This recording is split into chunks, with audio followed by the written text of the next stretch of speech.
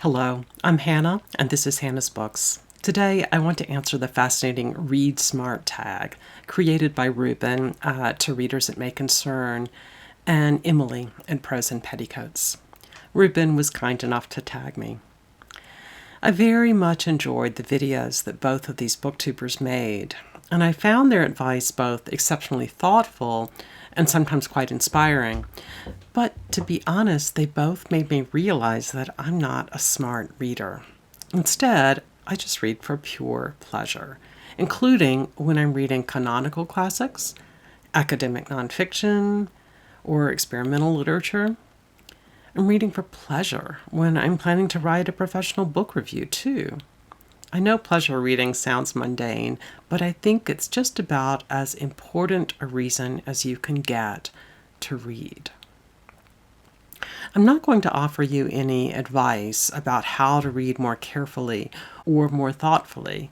Instead, I'll just tell you a bit about my own personal reading habits and how I developed them, or why, if I can figure out why I have those habits. Also, I'm going to be even more of a troublemaker and answer the questions slightly out of order. The first question I want to address is, how does your environment influence your focus, and what can you do to optimize it? Well, when I was young, my father used to tease me that if I were in the middle of a good book, I would not realize it if our house caught on fire and sirens were blaring all around me.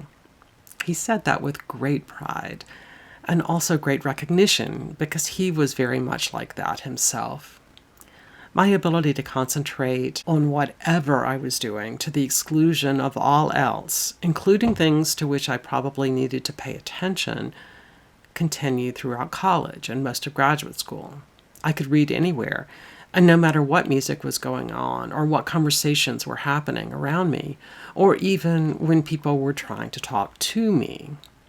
That changed, and there are two main reasons. First, I totally lost hearing in one ear at the end of graduate school, and my brain suddenly seemed to change. Perhaps it decided it needed to keep an eye on the external world a bit more since I no longer had echolocation. I really don't know what caused this shift and how my brain worked, but it was sudden and absolutely not something I wanted to happen. Immediately, I became easily disturbed by any sounds in my environment, no matter what I was doing, and I hated the way it affected my concentration. Before the hearing loss, I could read or study anywhere, but afterward, I really needed to go to the library or a quiet sitting room somewhere, or my own apartment. The other change in my ability to focus was when my son was born, and I felt completely responsible for him. I could still focus and be engaged in my reading, but it was now only a significant focus as opposed to the sole focus it was when I was younger. And soon after my son left for college, my husband was diagnosed with a serious medical issue, and sometimes he needed my assistance. I was really glad I still had that ability to read, but not get lost so deeply that I might not hear his call.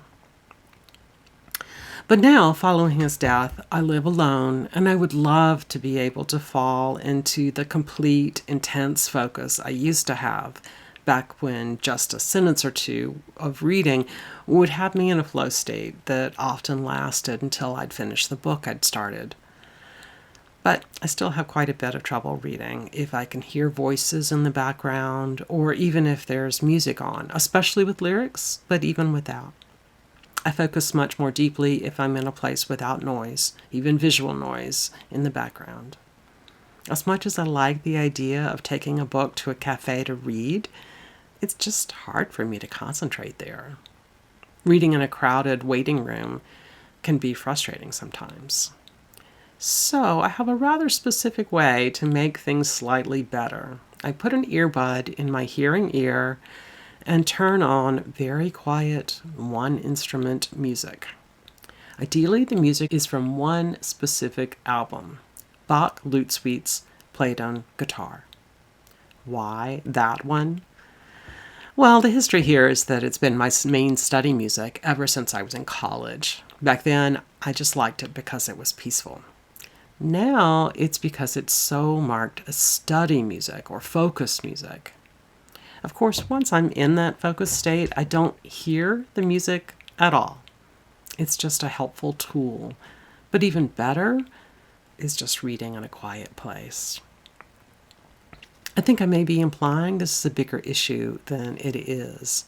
I mean, I can and do read in loud places, just not with the focus or concentration I use elsewhere. My next question. What is your strategy to stay focused and engaged while reading? Well, aside from finding reading spots with low distractibility, my best tactic to get engaged in what I'm reading is pretty simple. I read what I want to read. There certainly are times when I need to read something for work, either for academic writing with a hard deadline, or perhaps because I'm going to write a paid book review for publication. But even in those cases, I'm reading books and subjects I've chosen to read about. So by definition, I'm excited about them. The other way I stay focused reminds me of my son when he was very little. When he acted fussy, it was almost always because of one of three things. He was tired, he was hungry, or he had to pee. As long as I'm not tired or hungry or in need of a bathroom, I'm pretty much set. In his version of this text, Steve Donoghue stressed that one of the biggest attention disruptors for people today is our phones. I certainly understand that, and I see it happening around me. But to be honest, my phone doesn't usually distract me unless there is some massive news event going on in the world. Global crises do sometimes send me straight to Twitter to read various perspectives on events and get the latest updates. And I can definitely overdo my time there occasionally. But in general, I'm not much of a mindless social media scroller, and I've never played games on my phone. Well, other than Wordle from the New York Times at the height of the COVID pandemic. I've been thinking a lot about why cell phone distraction isn't my problem. Maybe it's because I'm Gen X, raised in a pre-digital world. And on top of that, I grew up in a family with not only no social media, but no television. No, that actually isn't quite true. My parents had an old black and white television stored unplugged on a high shelf in their bedroom. And when something major happened, astronauts landing on the moon, the Democratic National Convention, the Olympics, or something like that, they would pull it out and we'd watch. That changed during the televised hearings of President Richard Nixon. Both my parents were obsessed, and they finally bought a color television and put it in the den. Still, it wasn't a major part of our family life.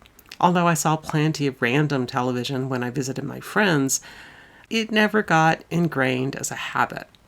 So maybe that's why screens are still not a major distraction for me. Question number 3. What methods do you use to maintain and recall information from what you've read? I don't. At least not during this year full of grief. If there's stuff I absolutely must remember, like a list of tasks I need to do, I make checklists. Even for basic stuff I never would have needed to write down before, like when I have to check in for a buddy read, or something non-bookish like the need to hang my bed sheets out to dry or to water the houseplants. But when it comes to remembering the names of particular characters in novels or what exactly they do in a book, I've decided I just don't need to worry about it, at least for now. So I often can't recall the name of a book without thinking about it for a minute, or the names of authors, or even what book I just finished reading. So what? From what I hear from grieving friends, I might have another year of, quote, widow brain. So be it. Importantly, what I don't forget about what I read is how it makes me feel. And the rest really doesn't matter. The 4th question.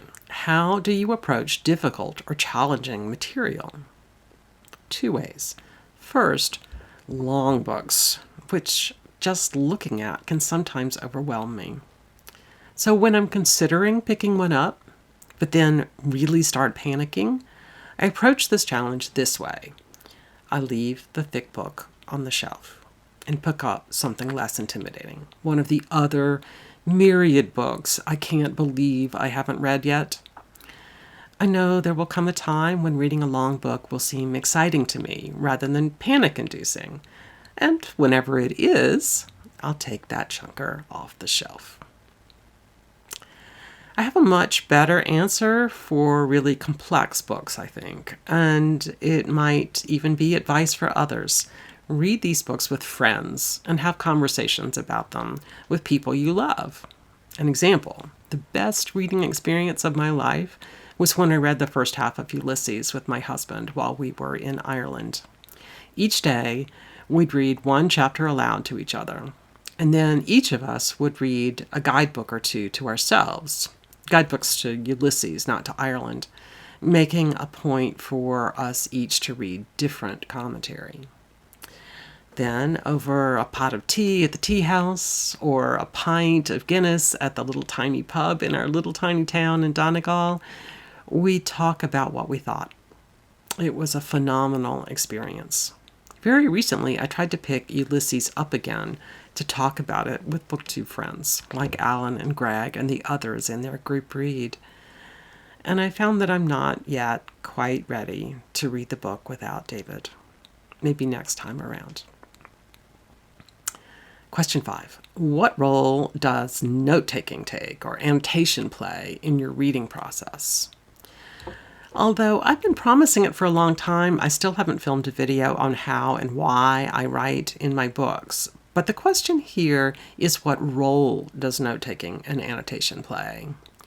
I remember watching my mother read when I was little, and the way she found to make herself focus, the earlier question, was to have a pencil in her hand and to do active listening of the author by underlining or perhaps drawing stars by favorite passages, and then by talking back to the author by writing comments and questions in the margins. I picked up that style of reading from her, as well as that perspective on what I'm doing. Question 6. How do you balance reading for pleasure with reading for personal or professional development? I find it extremely easy to balance them, since for me they are exactly the same thing. I love to learn from what I'm reading, whether it's a majorly canonical text, or an example of a genre I've never read, or yet another book from some author I love that will help me piece together a better understanding of that person's work, or even an academic history in one of my areas of special interest, which will help me see that field in a broader light. All are about pleasure and personal/professional development. The 7th question, what is the importance of setting reading goals? For me, there's absolutely no importance at all. I don't set reading goals for the year or month in any way other than to dream up possibilities for what I might read for particular Booktube events. I don't hope to read a certain number of books per year or a certain number of pages per day. I do think a little bit about scheduling concerns for buddy reads where other people might be depending on me, but I don't keep track of how many books I read a year or even keep an unnumbered list of what I've read.